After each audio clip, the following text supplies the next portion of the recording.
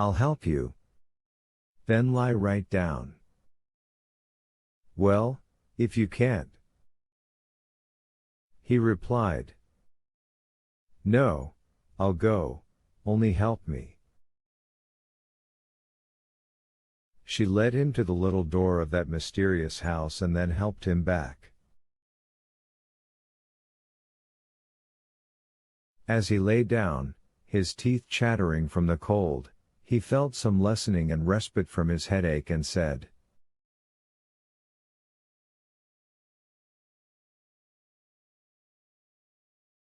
I swear I won't forget what you've done. Go to bed. Be quiet, I'll soothe your head, she replied. Then the dull, angry pain flowed out of his head, flowed away from his temples into her soft hands, through them and through her body into the floor, covered with a dusty, fluffy carpet, and there it expired.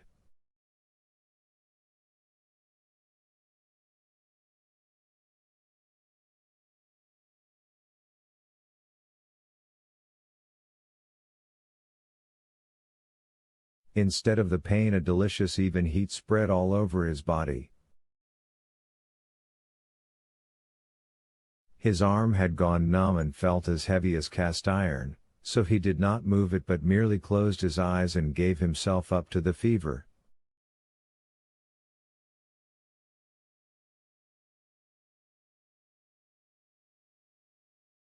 How long he lay there he could not have said, perhaps 5 minutes, perhaps hours.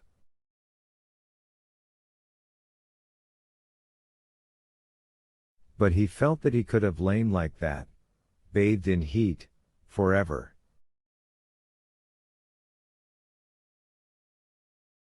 Whenever he opened his eyes, gently so as not to alarm the woman sitting beside him, he saw the same picture, the little lamp burning weakly but steadily under its red shade giving out a peaceful light, and the woman's unsleeping profile beside him.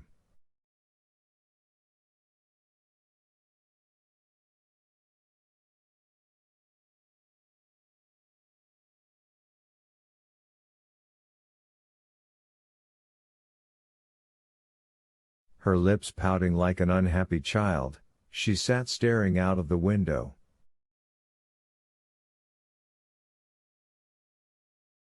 Basking in the heat of fever, Alexei stirred and edged towards her.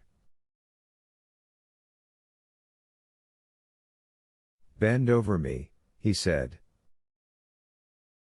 His voice had become dry, weak and high-pitched. She turned to him, her eyes took on a frightened guarded look and the shadows around them deepened.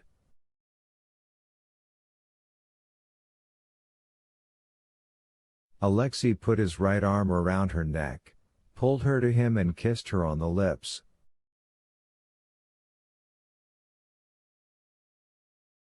It seemed to him that he was touching something sweet-tasting and cold. The woman was not surprised by what Alexei did, but only gazed more searchingly into his face.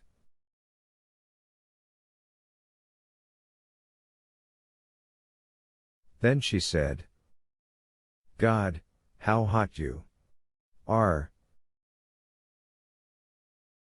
What are we going to do? We ought to call a doctor, but how are we going to do it? No need, Alexei replied gently. I don't need a doctor.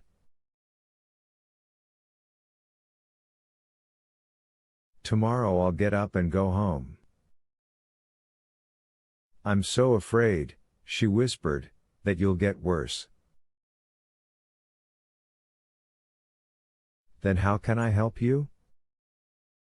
It's not bleeding anymore, is it? She touched his bandaged arm so lightly that he did not feel it. Don't worry, nothing's going to happen to me. Lie down and sleep. I'm not going to leave you, she answered, caressing his hand. You have such a fever.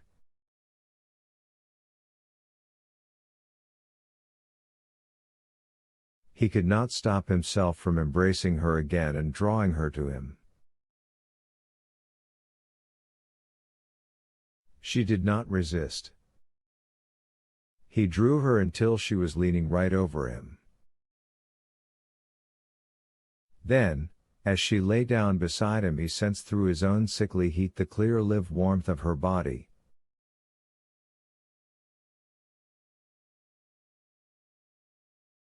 Lie down and don't move, she whispered, and I'll soothe your head. She stretched out alongside him and he felt the touch of her knees. She began to smooth back his hair from his temples. He felt such pleasure that he could only think of how to prevent himself from falling asleep.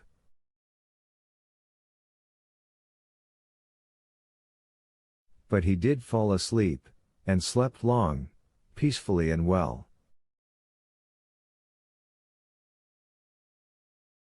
When he awoke he felt that he was floating in a boat on a river of warmth, that all his pain had gone, and that outside the night was turning gradually paler and paler.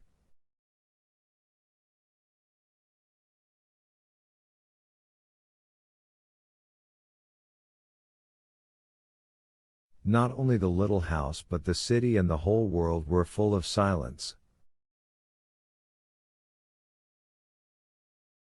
A glassy, limpid blue light was pouring through the gaps in the blinds.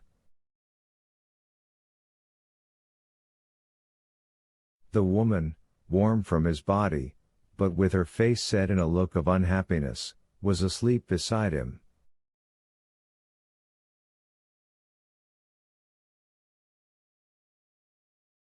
And he went to sleep again. In the morning, around 9 o'clock, one of the rare cab drivers took on 2 passengers on the deserted Maloprovolnaya Street, a man in a black civilian overcoat, looking very pale, and a woman.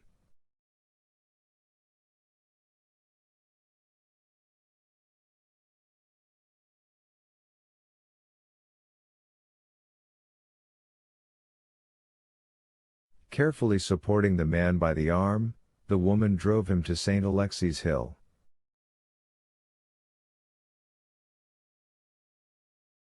There was no traffic on the hill, except for a cab outside number 13 which had just brought a strange visitor with a trunk, a bundle and a cage.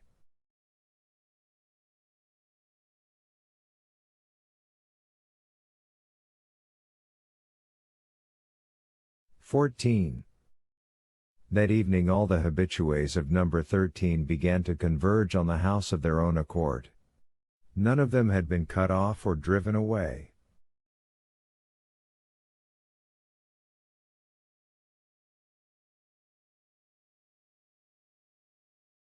"It's him," echoed the cry in Anjuta's breast, and her heart fluttered like Lariusic's bird.